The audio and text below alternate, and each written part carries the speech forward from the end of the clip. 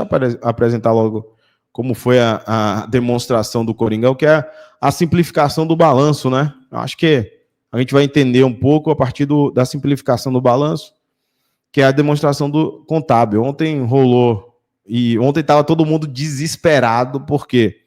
Porque a demonstração do balanço não tinha saído o dia todo, e aí todo mundo, meu Deus do céu, será que o Augusto Melo vai ser impeachmentado porque não entregou na hora? Eu conversando com um amigo, eu falei, vai marcando aí que ele vai entregar esse diacho perto do jogo, senão vai casar dentro do jogo. Não foi que foi uma hora, quando bateu as escalações dos jogadores, foi a mesma coisa, começou a liberar dentro do site do Corinthians, o pessoal é ansioso, pô, normal, faltava o quê, 3 horas, 4 horas, mas obviamente o pessoal estava com ansiedade. Vale ressaltar que 3 clubes e meio não declararam não apresentaram suas auditorias, números, etc. O Juventude, que não é SAF, Botafogo e Atlético Mineiro, 2 SAFs. O Vasco, que é meio a meio, que está em recuperação judicial, só fez a parte dele e deixou a outra também mais ou menos. Então, o Corinthians cumpriu, como os demais ali, no último dia, no badalar da tarde, né, da noite. E é isso. Bom, gente, aqui está o balanço do Coringão, né? Balancete de verificação, comparativo com o mês, com os anos, né? Praticamente, com ativo e passivo, dos anos do 23 e 24, que percebe-se aqui um acréscimo do ativo circulante, que é o ativo circulante são os de 12 meses, né? Tudo que você vai receber, disponibilidade, tudo em 12 meses você recebe, né, nesse período, e posteriormente a isso, o não circulante. Tem o passivo também, e tudo vai encaixando um no outro, né? Porque o número tem que casar igualzinho. É assim que é o balanço patrimonial, é assim que eles ensinam, né? Se não bater uma coisa na outra, tá errado. Eu já fiz esses balanços quando eu era mais jovem, mas, né, depois parou um pouquinho. Bom, resumão, esse aqui é o resumo. Direitos de TV caiu um pouquinho. A gente vai ver o que estava acontecendo, o problema que aconteceu no ano de 23 depois. Direitos de TV, tivemos aqui 295 milhões, em detrimento a 2023, que foi 307, muito pelas competições, entre outras coisas.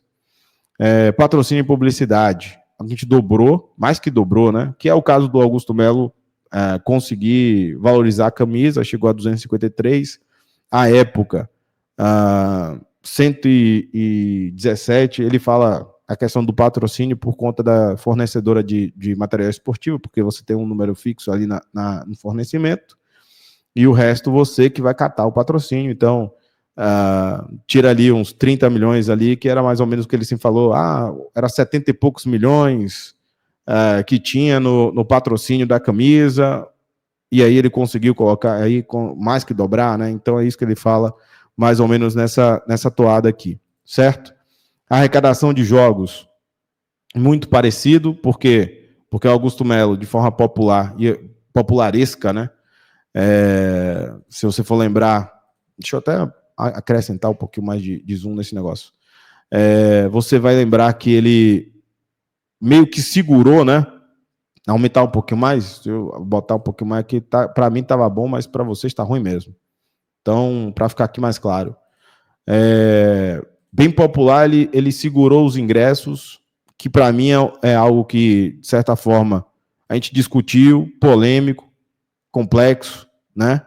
Que é você manter uma necessidade de aumentar os ingressos para os torcedores. Muita gente chiou, setoristas fizeram campanha, um setorista em específico sempre reclama de aumento de ingresso, foi o caso da Sul-Americana. Depois ele faz uma entrevista com Rosaldo Santoro e descobre que a ideia foi dele. Depois teve um aumento também em 2024, que era do Fred Luiz, a ideia, e depois o Augusto estava viajando, aí desmonta, e aí ele diz que os ingressos vão ser mantidos sempre com o mesmo valor em 24, depois teve o reajuste em 25. porque é uma discussão que tem que ser feita. Veja que, passando um ano a outro, a gente não tem um acréscimo nem de 10, dá 3% praticamente ali de acréscimo em relação à arrecadação de jogos. Premiação. Aqui é uma das falhas muito fortes da gestão Augusto Melo, é na questão do fiel torcedor, uma queda drástica de arrecadação, principalmente, da qual, inclusive, eles estão tentando alterar aí o fiel torcedor para mudança de plataforma, quem sabe, essas coisas, né? Então a gente vai descobrir isso mais na frente, mas o fiel torcedor foi negligenciado nesse primeiro ano, né? Muito mal gerido, vale destacar, e isso levou também essa queda de receita aqui vertiginosa. Então aí tivemos aqui um acréscimo considerável, total de receitas operacionais, aí mais de 1 bilhão, juntando tudo, né? Toda essa receita, mais de 1 bilhão, como ele falou, recorde disparado nesse item. Deduziu os impostos, aí teve a receita operacional, teve ainda acréscimo dos intangíveis, né? Que são os jogadores, aí você vai diminuir, vai aumentar, aí vai ter um bocado de coisa aqui que a gente vai descobrindo com o balanço lá na frente. E aqui tem o pessoal, né? O problema do pessoal. Ó, aqui tem uma igualdade, depois serviço de terceiros, o aumento nas despesas gerais, tem os custos com vendas de 71, muito próximo, depreciação, repasse e por aí vai. Despesas operacionais em 700, um aumento ali próximo de 80 milhões em relação a isso. Superávit operacional do futebol antes das despesas e receitas. No futebol, aqui é específico do futebol. Se fosse só o futebol, em 2023 já tinha operacional ativo lá em cima, todo mundo ganhando bem. Como eu falo, o futebol sempre foi superavitário, recentemente muito superavitário, diga-se de passagem. E nós temos ali mais de 100 milhões em relação o ano 2023 e 2024. Provisão de contingências, e aí entramos as provisões de contingências, despesas financeiras líquidas, que são despesas, inclusive, que a gente vai verificar, que é a questão também de alterações de investimento com base, essas coisas. Então, você tem algumas coisas que foram acrescentadas. Então, o que você tinha de 37 milhões negativo ficou em 2023 em 120 positivo. Já o superávit do futebol ficou negativo em 24, muito por essas alterações, inclusive na contabilidade de alguns aspectos ali investimento da base, também é uma coisa que mudou na contabilidade, segundo as normas que deveriam ser feitas a partir de 1º de janeiro de 24, né? Então, isso daí contabilizou para esse ano, juntou e agora possivelmente 2025 tem uma melhora nesse sentido. Por outro lado, na questão dos sócios, ficou tudo igual, tá? Inclusive, há perdas, patrocínio, publicidade, contribuição de sócios, ficou muito parecido, muito paralelo, com quase 1 milhão de diferença em relação às receitas. Acho que está dentro dessa perspectiva. Você vê que não tem nada fora do lugar, está tudo mais ou menos dentro de uma perspectiva de abordagem, aqui é o demonstrativo, que a gente vai ir intrincando em relação a isso. Mas não está nada fora do lugar. Nada fora do lugar. Nada fora da perspectiva, assim, que diga assim, meu Deus, há uma catástrofe no Corinthians hoje. No ano de 2024 está uma catástrofe, tudo mudou, tudo acabou. Não existe isso. Não existe essa catástrofe administrativa. Há erros que a gente vai ver da gestão, mas não necessariamente uma catástrofe em relação aos números. Por isso que o pessoal está dizendo, por que negativo? Por que reprovou? O certo é, se você tem algumas questões que a própria auditoria fez, você vai fazer uma aprovação com ressalvas. Mas eles decidiram politicamente derrubar. Veja que as receitas operacionais, despesas, etc., no social também não são muito diferentes. 40 milhões. Déficit do clube social. 40 milhões. Entre um ano e outro. Dessa vez, 159 milhões. No ano anterior, 119 milhões. Certo? Então, não há uma coisa assim Meu Deus, que coisa espetaculosa. O que gerou um déficit superávit no exercício de ambos, futebol. Olha como é que ficou. Aqui é o demonstrativo, tá? Aqui é o demonstrativo. Isso aqui não está incluído a situação dos contingenciamentos, processos que mudaram de classificação, que era para colocar de uma forma que mudaria o balanço de 2023 e afetaria o balanço de 24. Não está aqui. Então, no primeiro momento, 2023 tem superávit e 2024 tem um déficit operacional, que é futebol e social juntos geraram um déficit operacional do exercício de 181 milhões. 2024 foi um déficit operacional de 181 milhões. Não é 400, não é 600, não é 800.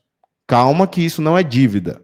Eu estou falando de operação, o exercício, o trabalho que foi feito durante o ano, que também incorpora situações de 2023, que eles tiveram que assumir em 2023, 2024, que aí vai ter uma nota depois, não aqui, mas vai ter uma nota na auditoria.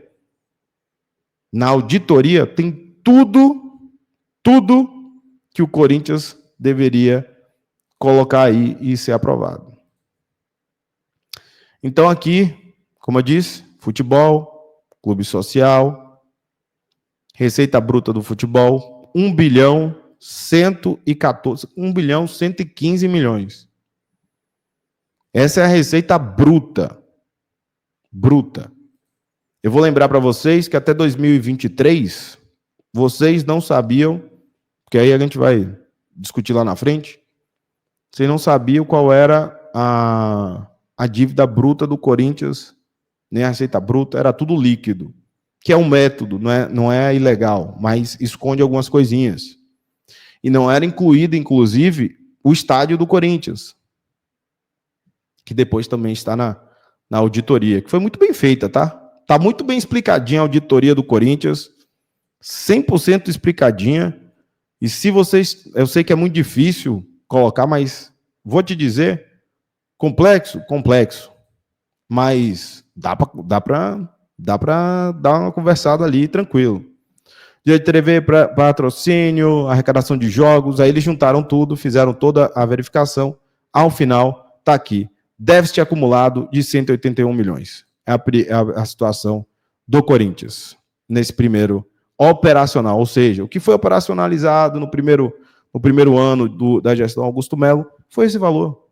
Não é 80 milhões, mas, eventualmente, a gente vai adentrar ao que realmente estabeleceu a auditoria. Esse é o ponto fundamental, que é o documento de esclarecimento, tá? Esse daí você vai descobrir realmente o que está, o que não está e o que deixaram de colocar, que é o pedido de reabertura das contas de 2023. Tá aqui, ó, na auditoria do Corinthians. Então, feita pela GF Brasil, auditoria e consultoria, foi feita aqui, tem a nota técnica, inclusive, né? Notas técnicas, opiniões técnicas que eles apresentam.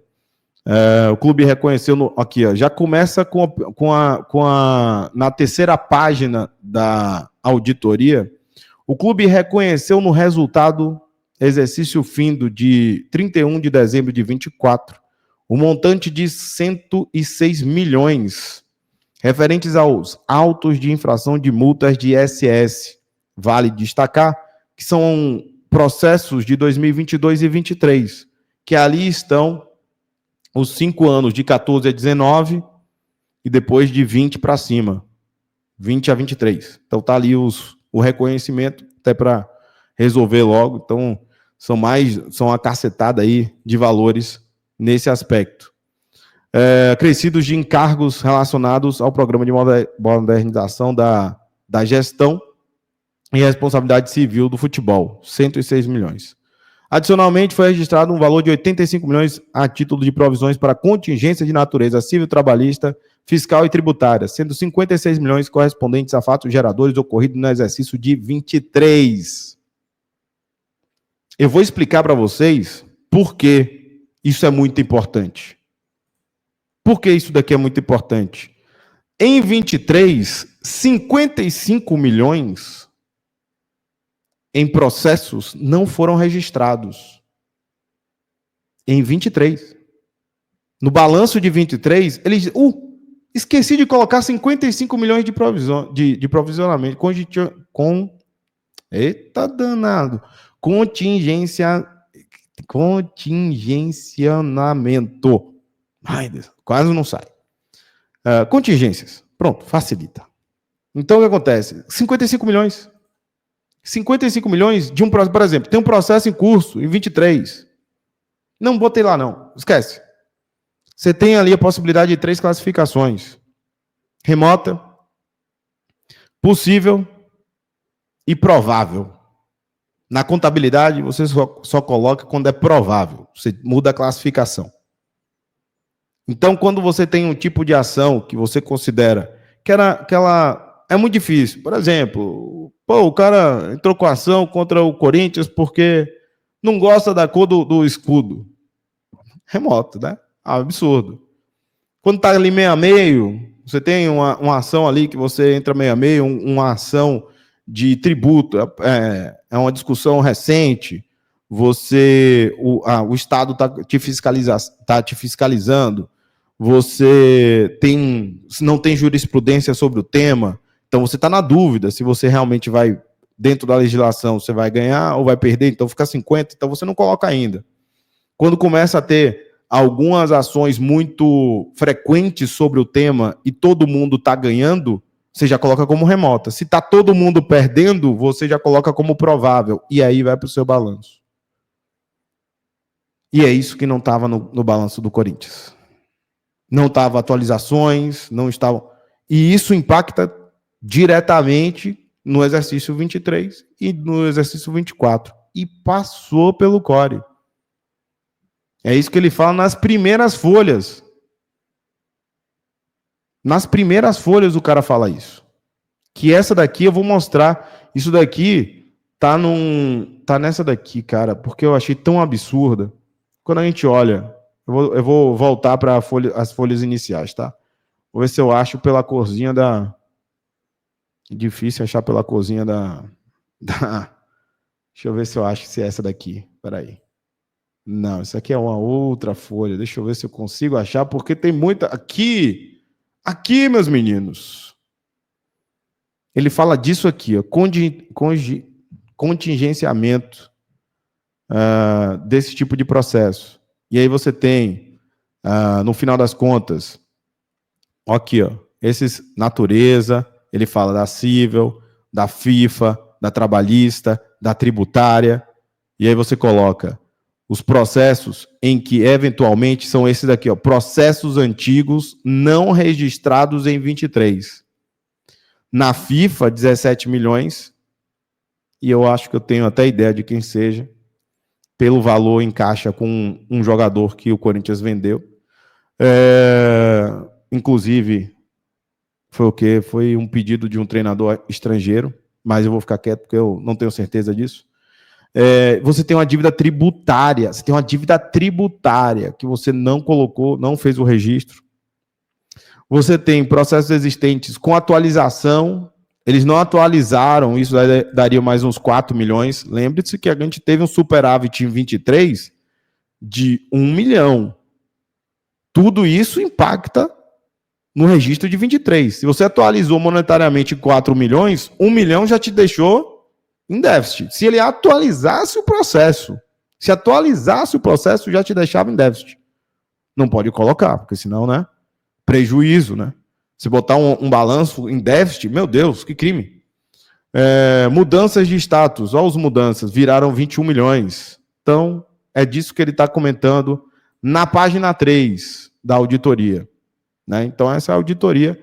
Então, ele coloca 85 milhões a título de provisões de contingência e 56 desses, de fato, geradores ocorridos em 23. Então, nada mais justo para que a gente possa começar a analisar.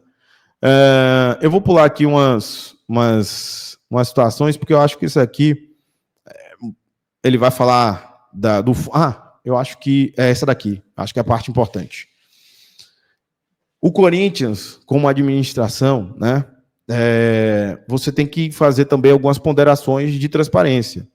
E ele também faz. Eu acho que essa auditoria foi extremamente honesta, tá? Bastante honesta, para criticar também quem está contratando ele, porque você tem que analisar o clube, né?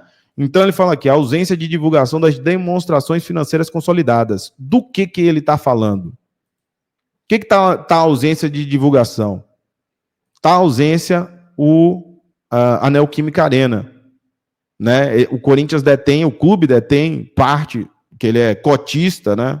Júnior da Neoquímica Arena, tem a Caixa e tem o Fundo Arena, que eles administram para quitação do próprio financiamento. Então está faltando o quê? As demonstrações, que é feita pela administradora. A administradora mensalmente apresenta essas demonstrações. O que, recentemente, eu estava tentando trazer para vocês é que, recentemente, as contas, ou pelo menos as demonstrações de fim de ano do Duílio, que geraram, inclusive, uma matéria em que o Wesley se manifestou, foram rejeitadas porque não tinham comprovantes no Fundo Arena. Né? Foi feito no Fundo Arena, o Wesley se manifestou, e aí o Wesley disse que a responsabilidade eles passaram para frente para outra administração. Eu nunca vi isso, né? Você tem a responsabilidade de fazer o seu, né? Então, deixa lá. Mesmo assim, essa administração tinha que ter, em tese, eles estão falando nessa teoria do próprio clube pegar no administrador a demonstração consolidada. Né? Então, é a administradora que deveria disponibilizar para que eles pudessem ter acesso. E isso vai impactar, principalmente, em uma das bifurcações que a gente vai ter lá na frente, que é exatamente sobre superávit, déficit menor ou déficit, que é os dos 181 milhões que foi apresentado. Né?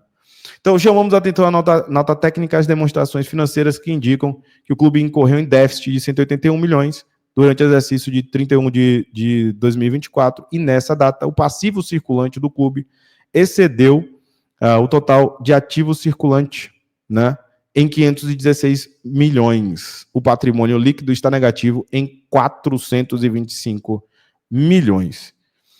Vale destacar, isso aí eu estava conversando até pouco tempo, até uns minutos atrás de começar a nossa live, para entender o seguinte, porque foi feito apenas por essa gestão? Não. O Corinthians vem tendo essa dificuldade do patrimônio líquido, que é exatamente exceder, né, essa parte aí, desde o André Sanches, né? 400 lá também, etc. Mas isso aí é mais técnico. Eu não vou pegar esse histórico, porque eu não tive acesso ao histórico completo. Então, não posso falar de uma gestão da outra, para a gente ter, pelo menos, aquela curva, né? Saber como é que está subindo essa discrepância, mas hoje o Corinthians tem um patrimônio líquido negativo de 425. É preocupante, é delicado, e a gente tem que ficar atento sobre isso, por isso que eu falo. Quem entrasse é para resolver, não se resolve tudo em um ano. A gente tem que saber o que a gente vai querer para os próximos anos e sofrer, que agora é saber sofrer nesse período. É um saber sofrer bastante delicado para o torcedor do Corinthians, mas o pessoal tem que sentar e resolver. Adesão ao Profut e ao PES, vai seguindo. Deixa eu seguir um pouquinho mais, porque aqui vai aparecer as demonstrações. A auditoria, né? Ele faz aqui a responsabilidade da auditoria e faz a assinatura dele. Eu vou passar para não ter nenhum tipo de problema nesse sentido. E aí ele faz exatamente as mesmas contas, apresentou as mesmas contas do demonstrativo, que é muito a simplificação de tudo que eles estão colocando, né? Ele simplifica daquele demonstrativo e traz de volta com mais detalhamento, né? Posteriormente, ele vai fazendo as implicações, por exemplo, do passivo a descoberto, né, que aí o nosso queridão estava falando, lembrando que teve aí a baixa de custos que é aquela baixa que eu falei para vocês, que mudou a normativa de contabilidade, que era investimento, e aí tem que mudar a conta para virar déficit, aí virou uma bagunça do caramba. Nesse aspecto é muito mais técnico do que eu posso explicar de forma técnica, e eu vou acabar apresentando de forma incorreta para vocês, e eu não quero fazer isso, porque eu não sou o técnico da situação. Eu queria trazer um que pudesse dar uma explicação um pouco melhor em relação nesse ponto, mas o que eu pude apreciar de forma geral. Bom, aí a partir da folha 13 que começa exatamente os contextos das notas técnicas, que o que a gente tem que olhar bastante são as notas técnicas, explicativas, né? Que aí é exatamente a gente vai descobrindo o que cada um dos termos, ou se você for olhar nos dados que ele apresenta, não aqui, deixa eu ver se eu acho aqui, aqui, ó. Nota explicativa, tá vendo? Ele tem dados explicativos e a partir de então ele vai descrevendo cada uma dessas notas, ele tem um númerozinho aqui do lado para que você descubra depois, né, praticamente, o que são todos esses dados. E aí você tem que pegar o conceito e trazer. Eu acho que você tem que fazer isso em duas telas, que fica bem melhor para vocês, tá? Uma das coisas que chamou a atenção é essa questão da incerteza relacionada à continuidade operacional. O clube, ciente dos desafios enfrentados recentemente, informa que está adotando medidas de estratégicas, né, para assegurar a continuidade operacional. Compromisso com transparência. Tem aqui a questão das cotas do Fundarena, que é mencionado vez ou outra, né? Reestruturação societária, que foi feita com a Caixa Econômica Federal para a Arena, que mudou a questão de juros. Então, isso daí também, cara, muito bem detalhado o que eles fizeram, muito bom, gostei bastante, que eles vão explicando cada uma das situações de forma cronológica, todas as leis incorporadas, meu pai do céu, um negócio muito bom em relação a esse ponto, tá? Já tivemos muitos balanços que eram muito mais visuais do que explicativos, e eu sugiro, quem puder, e quem é da área aí, eu acho que já deve estar dentro dessa situação aí, para explicação. Deixa eu ver se eu trago logo a parte que é mais interessante na minha concepção. Deixa eu só colocar aqui para vocês. Tem intangível aqui os nossos jogadores, atletas e jogadores, impostos, contribuições, é mais embaixo. São mais de 57 páginas, tá, gente? Então, é bastante coisa. Aliás, para o pessoal aqui que gosta do mecanismo de solidariedade, ele também trata sobre esse tema, porque isso incide também nas nossas notas, apesar do Murilo ainda não ser vendido, mas é o que vai acontecer. Isso vai impactar na próxima. Deixa eu puxar aqui mais para baixo, que aqui a gente vai ter mais ou menos a ideia do que a gente vai falar aqui. Bom, vamos aqui, ó. Ele fala aqui da extinção do intangível, né, que é o custo de formação, que eu falei para vocês, que é o ITG 2003 R2, que era do Conselho de Contabilidade, que era exatamente a mudança contábil, né, sobre os custos da última gestão, e começa a ter uma modificação que vira como se fosse uma despesa. Tudo que você vai investir nas categorias de base, você botava como ativo, agora você bota como passivo, e isso influi também na sua conta final. Que mais? Deixa eu ver aqui. Pronto. Acho que a gente chegou aqui, né? Acho que a gente chegou em relação a... Não, aqui é a alteração em relação a 2023. Classificação de receitas. Aqui é o DRE que ele coloca, né? Que é o exercício que ele coloca, né? O DRE são a demonstração do resultado ajustado, né, de 2024. Aqui, meu garoto. É essa folha aqui que eu queria falar para vocês aqui. Não sei se é melhor botar assim, né, para vocês verem, né? Vocês vão encontrar na nota técnica 2.13, uma nota de ajuste de 2024, que é impactado pela alteração de 2023, que indicaria, dentro da nota, superávit na gestão. Certo? Esse aqui é o superávit da gestão e vamos explicar por quê. Lembre-se que tivemos aqui todos aqueles números de receita do futebol, tivemos as receitas do social, tivemos as despesas, e no final das contas gerou um prejuízo de 181 milhões. Lembram? Isso aqui tudo está no balancete, está no demonstrativo do clube, 181 milhões de prejuízo, certo? Só que aí ele faz esse ajuste, que é o pedido de alteração de 2023, e fazendo todas as explicações pertinentes. Chegamos na nota em que o Core não conseguiu constatar, que não conseguiu fiscalizar, não foi inserido em 2023, e a auditoria está afirmando categoricamente, documentalmente, que deveria ter sido inserido em 23 e foi assumido pela gestão. E aí ele faz absolutamente as explicações. O auto de infração, de multa do ISS, os juros do Profut, a contingência da FIFA, do CAIS, do CNRD, da Cível, da Trabalhista, do Fiscal, e aí gerando mais de 191 milhões. Isso aqui é da auditoria. Foi relatado pelo Eliseu, né? Aparentemente. E depois ainda teve o advogado lá.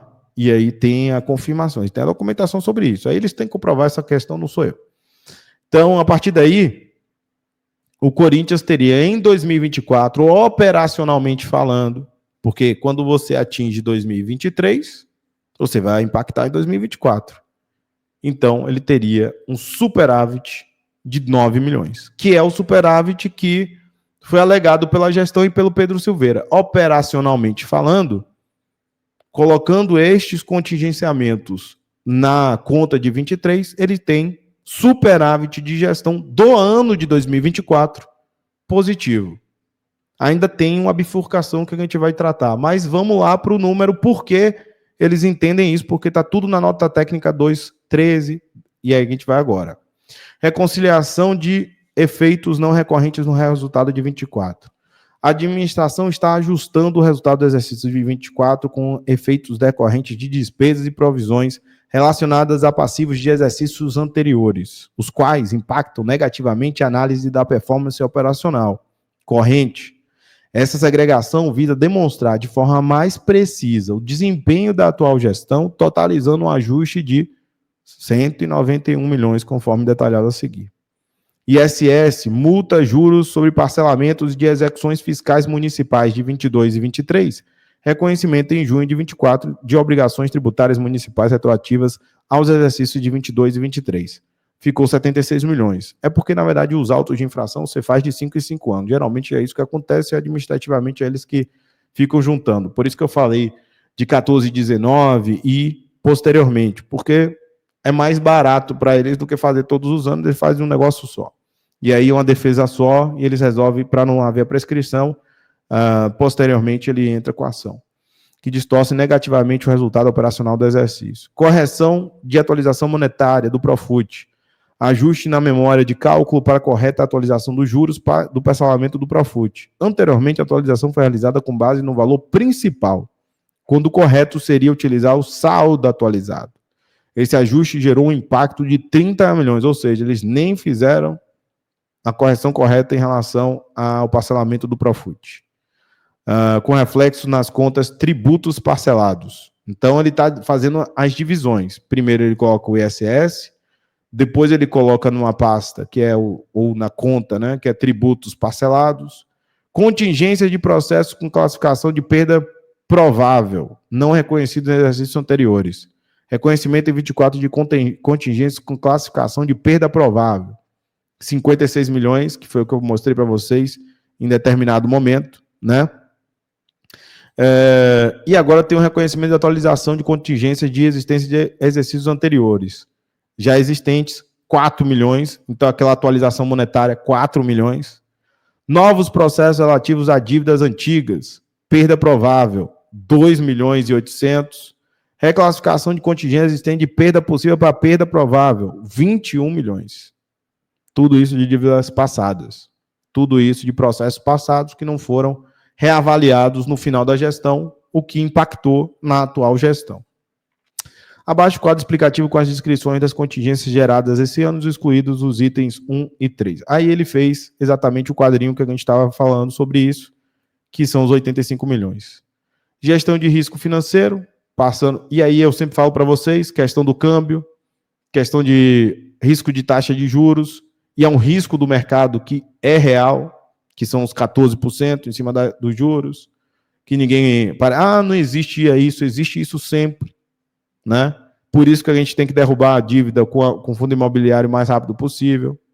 O risco do crédito do clube é primariamente atribuível às suas contas a receber junto, principalmente a patrocinadores, parceiros comerciais e transições com atletas profissionais. Para minimizar esse risco, é realizada constantemente a análise do crédito dessas partes, bem como, invariavelmente, contratos são firmados entre as partes para formalizar essas operações, porque está dizendo que a questão do crédito, né, que a gente tem um risco, porque é só na questão dos patrocínios. Por exemplo, o Viva Sorte tem a pagar para o Corinthians 30, pediu a rescisão.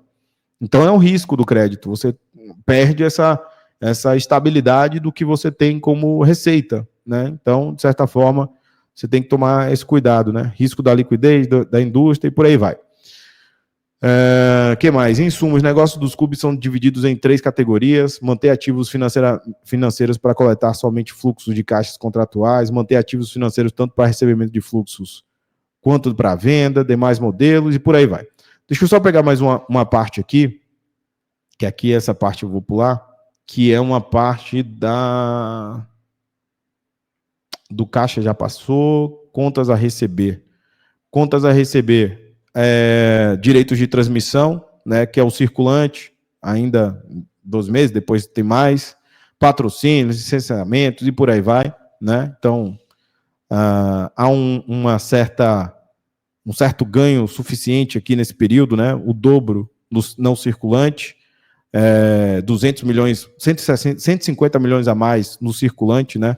Em relação ao período de 23. O grande problema do Corinthians não é a receita, que cresceu bastante. O grande problema do Corinthians é exatamente o seu passivo, né?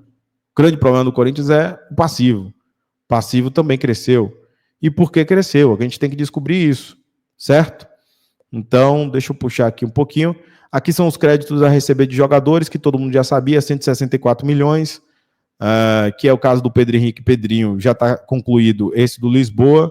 Tem o do Shakhtar, né? 3 milhões que ainda não recebeu. Olha quanto tempo a gente está sem receber o do Shakhtar. O do Vasco, 5 milhões, quantidade de jogadores, Felipe Bastos, Giovanni Augusto, entre outros. Felipe Bastos do Sport Recife. Eu acho que esse valor é menor. Eu acho que o valor de 4 milhões é menor. Eu acho que está 700. Eu acho que esse valor diminuiu, tá? Posso estar enganado, mas eu acho que diminuiu. Botafogo, 1 milhão e 900. E nem atualiza essa bagaça também, né? Sensacional. E por aí vai. Até o Malcom também a gente recebe do Zenit, porque é um mecanismo de transferência. O Fausto, o Wesley, 74 milhões. Ainda tem um valorzinho a receber, ok? Que mais? E aí a gente tem as despesas. Eu acho que já vai começar as despesas. Deixa eu ver aqui as despesas. Despesa. Começamos. Eu quero falar do trecho. Aqui o percentual. Aqui tem os percentuais de direitos econômicos, inclusive de jogadores. Aí para a maioria dos jogadores que a gente possui aí, podem ficar de olho aí, ó. Tínhamos 70%, botamos para fora, né? O nosso querido Matheus Araújo, o Fagner 50%, o Rian Gustavo 85%. Já comecem a olhar aqui, porque pelo menos a gente está externando o percentual, né? O Maicon 0% que ele está emprestado. João Vitor, 90%. Deixa eu ver aqui. Que aqui é o período início do contrato, 2024, saldo e amortização. Aqui tem várias situações específicas. A gente ainda está com alguns jogadores desse, ó. José Martins, 100%, Thales, 0%, Charles, 100%, Alex Santana, 100%, André Romário, 100%, Hugo Souza, 60%, Breno Bidon 90%, para gente que falava que era 60%, 80%, 70%, é 90% Breno Bidon, Coronado 100%, Pedro Henrique era 70%, Mateuzinho 60%, Pedro Raul 80%, Félix 80%, Ranielli 70%, Palácio 100%, Garro 80%, Hugo Botinha 80%, Gustavo Henrique 70%, Richard ainda, mas eu acho que o Richard já foi, Janderson 20%, aí tem alguns direitos econômicos aqui para vocês, né, adorarem aí de brincar com um negócio de percentual, que é um negócio sensacional, né? Aqui uma coisa interessante são as dívidas de banco, né? As dívidas de banco, eu acho que aqui vocês vão ficar mais interessados no indexador ao mês, ó. Banco da Ecoval, já falei aqui, o índice muito alto, foram empréstimos que a gestão teve que tomar em determinado momento, né? Que era exatamente por conta dos bloqueios. Teve que recorrer para fazer alguns empréstimos, seja para aquisição do Hugo Souza. Lembra que o Hugo Souza a gente teve que comprar nas coxas, nas pressas, 1,96 ao mês. Faz o cálculo aí, papai, que o negócio dói no bolso. O BMG já era algo que me parece ser mais antigo. Não sei porque ele não seria o nosso banco principal. Não sei se ele não quer ou não pode fazer qualquer tipo de ajuste em relação, sei lá, ao patrocínio. Não sei o que está acontecendo, mas digamos que a gente tem ali 13 milhões a pagar em relação aos bancos, né? O Banco Santander, CDI mais 85 ao mês. Isso aqui é um crime, certo? Mas tudo bem. Aí vocês já vão entender. Olha o negócio como é que está lá embaixo, né? Banco Voiter também, CDI mais 0,49. Isso aqui da gestão, porque não tinha, aliás, tinha assim no Banco Santander, né? Tinha em 23, então deve ser o mesmo problema, está sendo pago. Eu acho que vai encerrar o Banco Santander, que aqui é um valor bizarro hoje, porque é o mês, multiplica esse negócio aí, para você ver quanto a gente está pagando de juros. E esse da gestão atual, que vai multiplicando, que vocês vão ver o tamanho do fosso também. Banco XP, o Banco XP, até 11 de 25, sem taxa e condições do contrato. Esse daqui é o do Banco XP, tá? São 150 milhões que o Pedro Silveira colocou aqui, mas só que isso daqui não gera juros até dezembro. Porque, né, tem as condições. A gente tem que jogar, né? A gente tem que jogar e depois, a partir daí, já temos o índice CDI mais 3, mas possivelmente a gente deve pagar esse valor aí do banco para a gente não pagar nenhum juros, que seria um adiantamento sobre os direitos de transmissão. Outros bancos, CDI mais 0,60, o que é bastante alto. Aqui, ó, Juliano Bertolucci, 1,80% ao mês, 8 milhões, pendente desde 23. Aqui, ó, 23, mesmo valor, tá? Todo mundo agora, esses mútuos aqui são os empréstimos, tá? Eles geraram empréstimos ao Corinthians. E quando gerou empréstimo ao Corinthians, você tem o Juliano Bertolucci 1,8, eu falei que eram crimes, mas só que o do Bertolucci, segundo o do Ilha, de 1%, eu achava que também era por aí, mas só que no final das contas está aqui 1,80, deve ser um outro acordo, se não for a da reconhecimento, é um outro acordo. O André Cury não era esse valor, mas também está tudo dentro do RCE, porque era multa mais juros de agora eu não lembro, agora 1,33, é o CDI mais 0,60, era um negócio desse, mais multa, aí tem um índice altíssimo lá, depois eu mostro para vocês. O Brooker é o Igor, né? Eu acho que é o Igor Brooker, né? Deve ser esse daqui, 1% ao mês, que era o que ele tinha falado também, mais ou menos nesse sentido, 4 milhões, que isso deve casar mais ou menos o valor do Mateuzinho. Lembro que precisou fazer um empréstimo para contratar o Mateuzinho, fizeram esse empréstimo, está aqui o valor, é dessa gestão. Perceba que tem dívidas da gestão, isso é indiscutível, e a gente vai discutir isso daqui a pouquinho. Total de circulante, instituições financeiras, Banco da Ecoval ainda tem 1,96, Banco BMG 1,27 e o Juliano 50. Também tem outros aqui mais longos, que é o mais, que não é o circulante. Então, várias aqui dívidas que totalizam 244 milhões. Lembra que eu falei para vocês que uma das contas que a gente tinha que verificar, principalmente, era a conta bancária, porque das dívidas bancárias está ali divididinho, mas há um crescimento muito elevado na dívida bancária, muito pelos bloqueios que tivemos por conta das ações de execução da execução do Bertolucci, né? Do Bertolucci, não, do Carlos Leite e André Cury no início de 24. Aí tumultuou tudo, né? Começou a bloquear, buscar a premiação de todo mundo ficou louco, porque não tinha salário, não tinha como pagar, começaram a fazer empréstimos, e também depois teve o Hugo também nessa brincadeira, que acabou tendo que ser comprado, e aí o empréstimo foi junto. O Corinthians não tem dinheiro, que se vire como vai comprar o Hugo, né? Pelo menos esse investimento deu certo. Bom, a gente tem aqui fornecedores, que há um acréscimo também, veja que há um acréscimo elevadíssimo de 150 milhões, e aí você vai estar ali atrelado a fornecedores de futebol. E o que é fornecedores de futebol? Aquisição de atletas, certo? Então teve que montar um time de futebol, né? Mais ou menos nesse aspecto. Então você tem que investir. Foi o que o Corinthians fez, alguns errados, inclusive a gente teve que emprestar um dos errados para ver se pelo menos retorna, mas há um investimento alto no primeiro ano. Alguns deram errado, outros podem dar certos. No final das contas, tem que ser questionado esse também. É um dado que a gente tem que discutir no final. Foi bom o time, foi ruim o time, é mais o resultado, menos o investimento. Então, vamos ver o que vai acontecer a partir de então. Direito de imagem de jogadores também, né? Há um pagamento dos direitos de imagem, há uma diminuição no direito de imagem, né? Pagamento de jogadores e comissão técnica no período.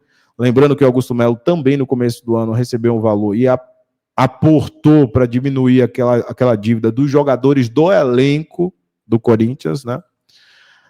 Salário de pagamentos, obrigações de encargos fiscais e por aí vai.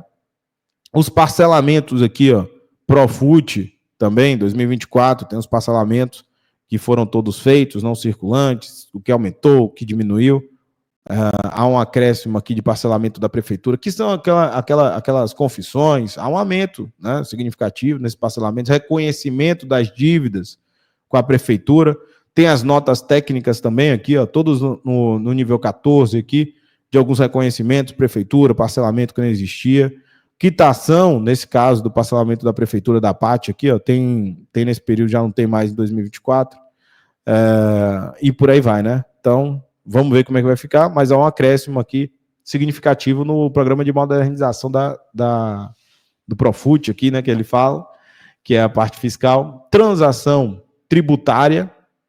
Em 21, o clube aderiu ao parcelamento através de recibo de débitos previdenciários junto à Procuradoria Geral da Fazenda Nacional através de transição tributária, conforme previsto na lei. E o montante foi parcelado em 36 milhões a ser pago em 60 meses a partir de 8 de novembro de 21. Está sendo pago até então. 31 de dezembro de 24, o saldo remanescente desse parcelamento montava a 64 milhões, segregado entre passivo circulante, 29 milhões, e passivo não circulante, em 35 milhões. Em 5 de novembro de 21, o clube aderiu ao parcelamento através do recibo, junto à Procuradoria, através de transação tributária, conforme informações prestadas em 5 de novembro de 21. O montante parcelado foi em 36, a ser pago em 145 meses, a partir de 8 de novembro de 21. Ou seja, estão pagando imposto que não acaba mais, né? Então está cheio de imposto aqui, cheio de situações de pagamentos que não ocorriam, né? Não faziam pagamento, mas isso desde 2021, sejamos justos. E temos outro aqui, que é o caso de 31 de dezembro, que a gente teve a questão em relação a saldos remanescentes. Parcelamento de fundo de garantia. Em 19 de abril de 22, foi deferido a homologação junto à Caixa, parcelamento do saldo em aberto de FGTS no valor de 46 milhões em 85 parcelas. 46 milhões de FGTS não pago pelo Corinthians, certo? Em 85 parcelas de R$ 545. Não, 545 mil. Sendo a primeira parcela no montante da homologação do acordo e as demais mensalmente. 31 de dezembro de 22 já haviam sido pagas as parcelas antecipadamente até o mês de agosto de 23, sendo o próximo vencimento em 19 de setembro de 23. Em dezembro, o saldo remanescente desse parcelamento montava 29 milhões, segregados entre passivo, circulante e não circulante. E por aí vai, né? São os parcelamentos corintianos. Bom, deixa eu já terminar aqui, porque eu quero simplificar a conclusão, mas eu quero trazer um ponto fundamental aqui para vocês, que é o que a gente vai discutir no final. Deixa eu só colocar isso aqui para você. Aqui. Houve uma polêmica ainda sobre o caso das receitas, né? Principalmente sobre as receitas provenientes da doação. Houve uma polêmica meio complexa ali, dizendo que é um absurdo o Corinthians fazer a inserção da doação na receita, o que geraria um passivo, né? E nesse passivo poderia ensejar que houve prejuízo independente dos 191 milhões. Por quê? 181 é o déficit, 191 foi o contingenciamento de 2023, e aí geraria um superávit 9.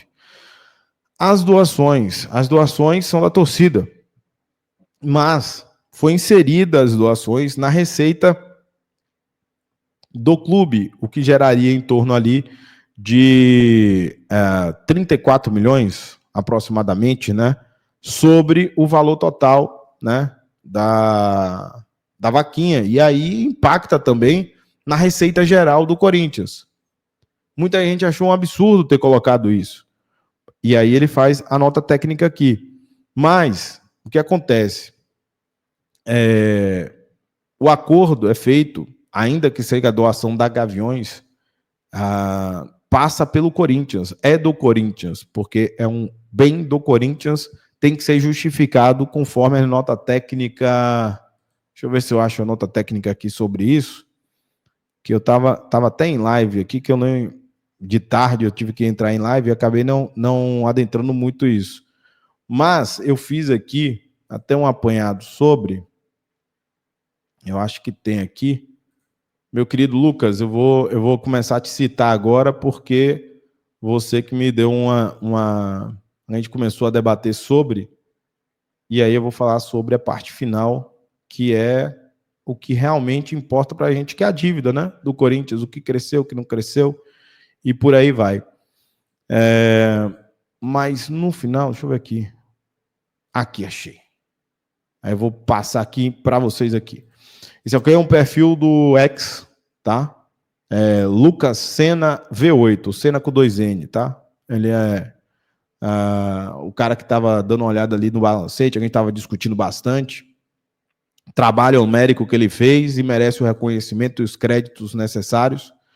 A gente debateu bastante e ele também criou aqui uma continha falando sobre isso. Ele não reconhecia, né? Ele acha que não deveria ser feito. E aí eu coloquei aqui como resposta como as doações são tratadas na contabilidade. E eu estava em live, aí eu acabei não vendo, mas registro em receitas. As doações são consideradas receitas e devem ser registradas no resultado do clube. Isso significa que elas aparecem na demonstração do resultado como parte das receitas operacionais ou não operacionais, dependendo de como o clube categoriza suas receitas. Tem que ter a nota explicativa, como está no balanço. No balanço patrimonial, as doações podem impactar o patrimônio líquido do clube, que é isso que vai acabar impactando no registro geral.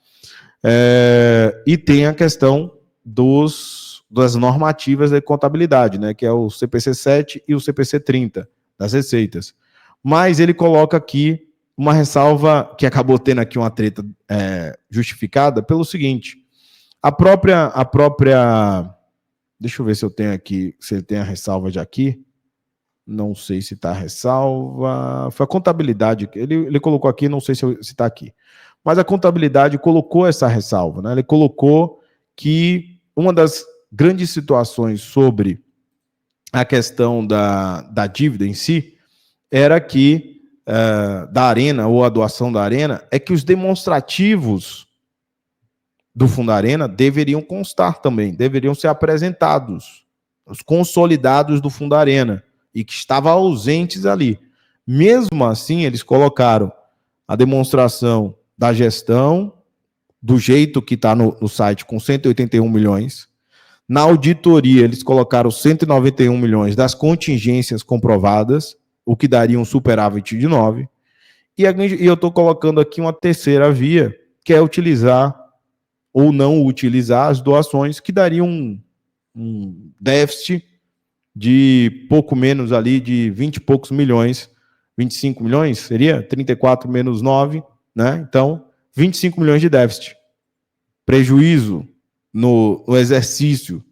Então, vocês têm todas essas possibilidades, certo? Então, você pode dar um prejuízo de 180, um prejuízo de 25 ou um superávit de 9, dependendo de como você está entendendo, ou quando você for debruçar dentro dos autos.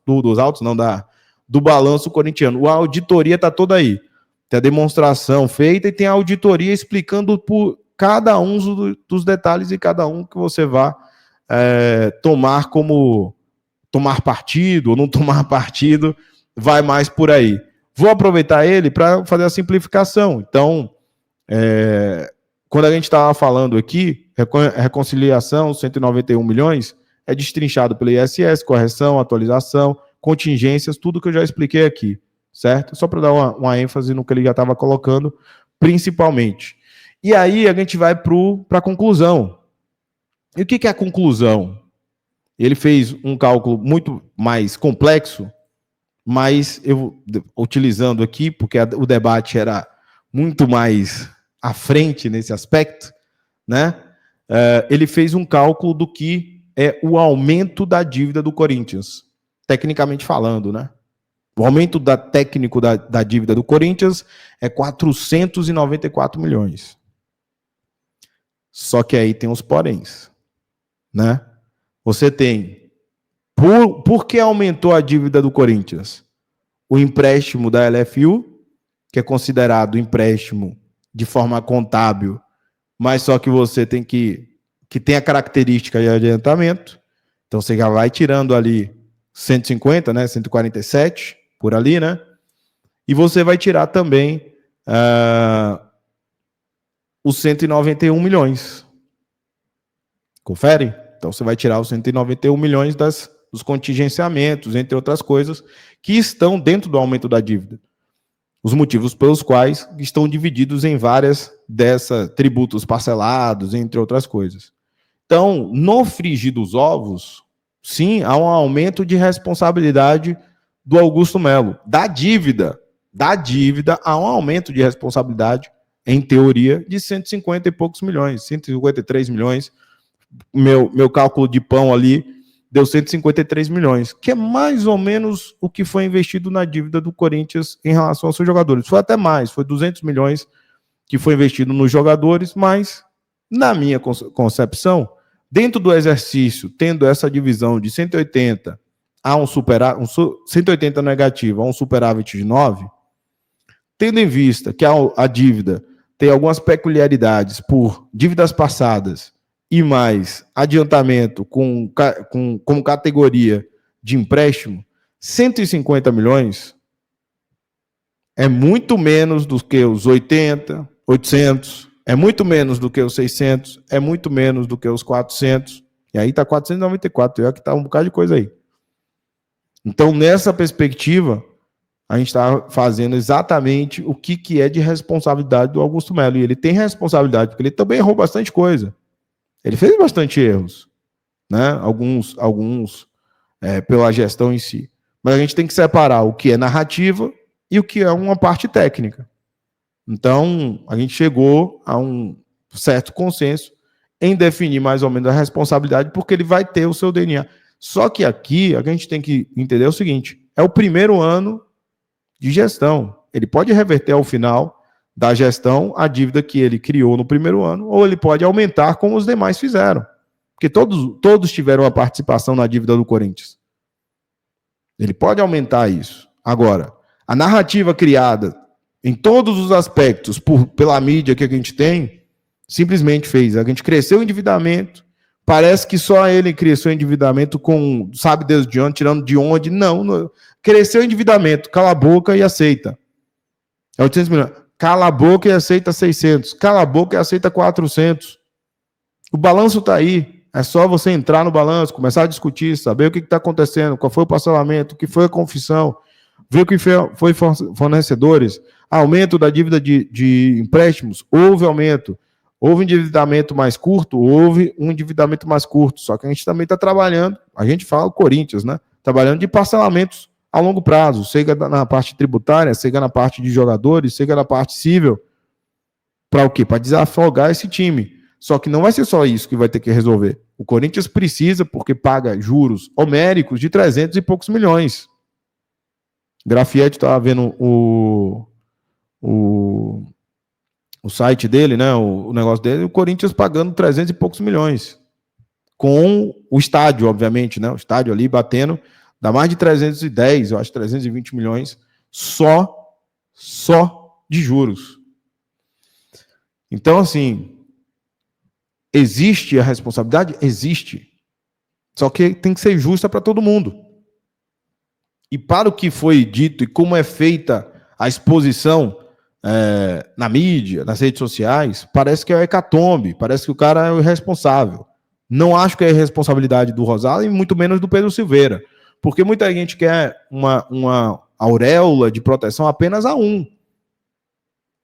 Os caras vão botar o nome ali a perder por situações políticas? Não vão. Eles têm uma reputação fora do Corinthians que eles têm que preservar. E é por isso que eu falo para vocês, independente da parte política, vocês têm que ver quem são os profissionais que querem botar o nome ali para tentar resolver o problema. Muito menos o executivo e mais o cara que quer resolver o problema.